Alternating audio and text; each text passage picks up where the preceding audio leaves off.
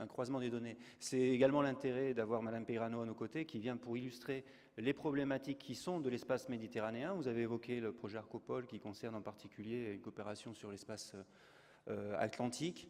Donc c'était l'occasion d'introduire les problématiques, cette fois-ci de la Méditerranée. Je crois que vous étiez à une conférence à Chypre de la conférence de la CRPM, voilà.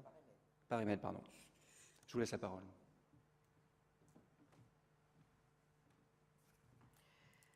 Merci beaucoup de m'avoir invité à participer à vos travaux relatifs à la sécurité maritime et en conséquence à la préservation des économies et des écosystèmes de nos zones côtières.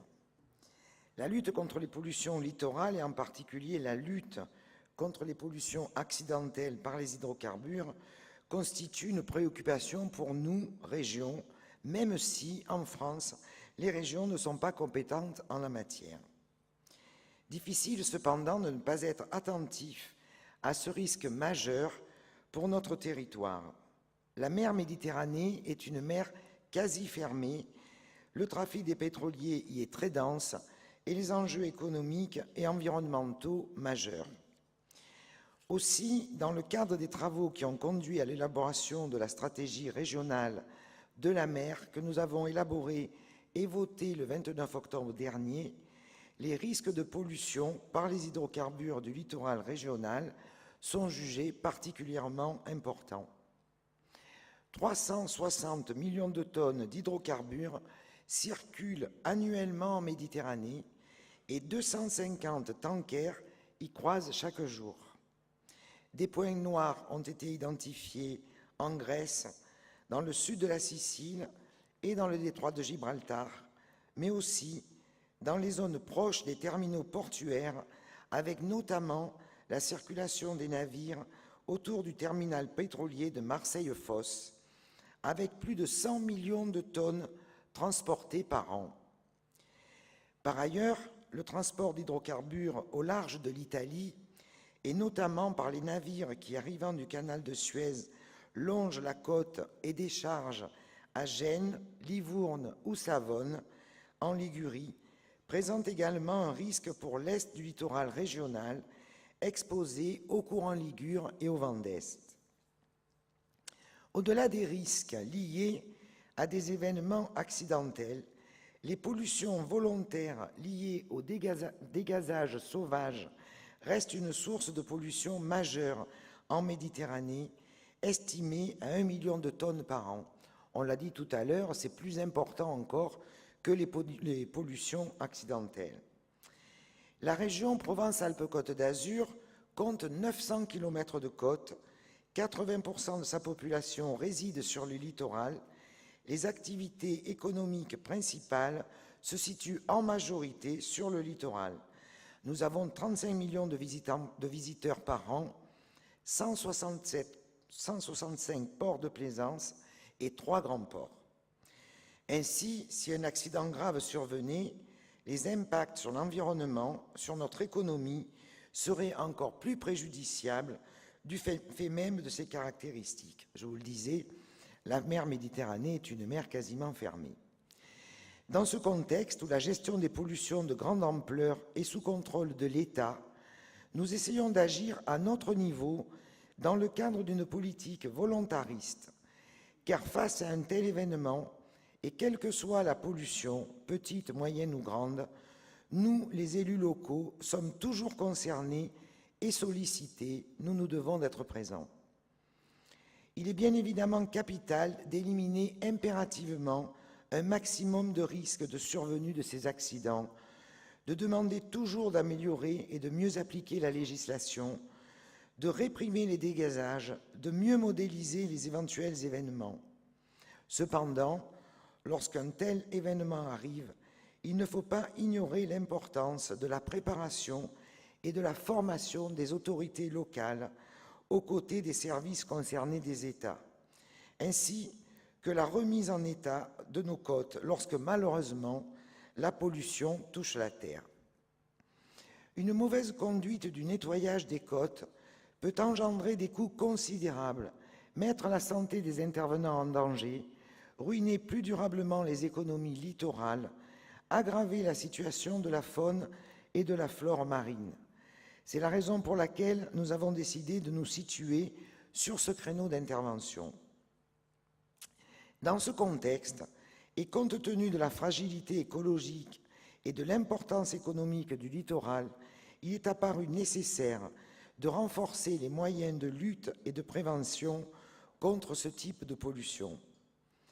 Ainsi, la région a engagé depuis mars 2002 un programme pour la prévention et la lutte contre la pollution par les hydrocarbures en mer qui est toujours d'actualité aujourd'hui et s'articule autour de 2 objectifs opérationnels. Le premier, c'est favoriser l'élaboration de plans infrapolmar intercommunaux visant la mutualisation des moyens, permettant d'augmenter l'entraide entre communes et de faire des économies d'échelle pour tous les acteurs. La deuxième, évidemment, est de former le personnel des collectivités à la lutte anti-pollution à terre en poursuivant les formations déjà engagées par les partenaires de la formation professionnelle. Je citerai 3 exemples de mise en œuvre de ces orientations. Il y a d'abord le programme transfrontalier Alcotra, entre ma région PACA et la région Ligurie, où l'Union européenne a permis que nous puissions former les équipes de fonctionnaires d'une baie trinationale de Menton à Bordiguère, touchée à plusieurs reprises par des pollutions. Alors ça permet d'avoir des formations communes, des exercices, un lexique commun en 2 langues, des chaînes d'alerte, des matériels compatibles. Tout ça a pu être mis en place pour plus d'efficacité. Nous avons aussi élaboré des plans d'urgence sur la zone de Camargue, soutenus en 2011 par la région PACA et coordonnés avec le syndicat mixte de gestion du parc naturel régional de Camargue. Il a concerné tous les acteurs publics et les socio-professionnels de la zone. Là encore, une formation et un exercice de terrain encadrés par le CEDRE ont été organisés. Elle a permis aux acteurs locaux d'acquérir des connaissances juridiques, d'ébaucher l'organisation de leurs plans et de tester les méthodes pratiques de nettoyage sur leur territoire. Les personnels ainsi formés seront ensuite aptes à organiser les chantiers d'intervention et de mettre en place les démarches administratives nécessaires à la réponse aux demandes des assureurs. Les différents intervenants ont été mis en situation de devoir construire eux-mêmes, avec les moyens présents dans leurs services techniques, des barrages adaptés aux problématiques de leur terrain. Cette méthode, peu développée à ce jour, s'avère souvent plus efficace que des barrages du commerce, inactifs en cas de météorologie défavorable. Enfin, le programme Maremed, dont la région PACA est chef de file, réunit 11 régions de la Méditerranée sur 5 pays. L'objectif de ce projet est d'étudier l'application des principales législations européennes et méditerranéennes sur nos littoraux. C'est aussi de faire progresser l'idée de gestion intégrée de nos politiques maritimes dans nos administrations, entre régions, mais également avec nos États et l'Union européenne. Dans ce cadre, nous avons débattu de cette thématique, la sécurité maritime, en octobre dernier à Chypre. Et un exercice a même été conduit sur place, en même temps qu'une formation, pour l'ensemble des représentants des pays présents. Au-delà, et au travers de Maremed, nous souhaitons aussi évaluer nos réalités de terrain et, grâce à un partage de nos résultats, être force de proposition pour la prochaine période de programmation européenne 2014-2020. Dans ce cadre, les régions de Maremed ont souhaité attirer l'attention de l'Union européenne sur l'importance et la nécessité de prendre en considération les besoins de la préparation du volet terrestre de la lutte contre les pollutions accidentelles dans la prochaine programmation financière européenne 2014-2020. De permettre également les entraides méditerranéennes par l'organisation de formations et d'exercices sur des zones logiques pour la réparation des pollutions comme la Méditerranée nord-occidentale, le bassin adriatique, la zone de Gibraltar. Ce ne sont bien sûr que des exemples. Ainsi, action nationale, action régionale auprès des collectivités locales infraterritoriales, interpellation de l'Europe sur les enjeux constitue le triptyque sur lequel nous essayons d'agir. Je vous remercie de votre attention.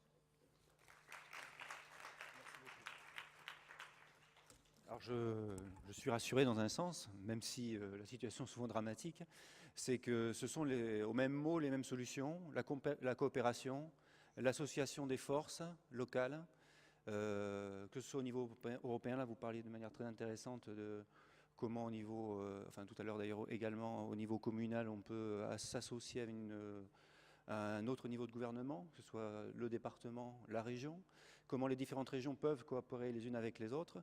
Et ça, on le retrouve dans votre aire maritime, autant que dans la nôtre, pardon, de ce prisme très local que sur le volet atlantique.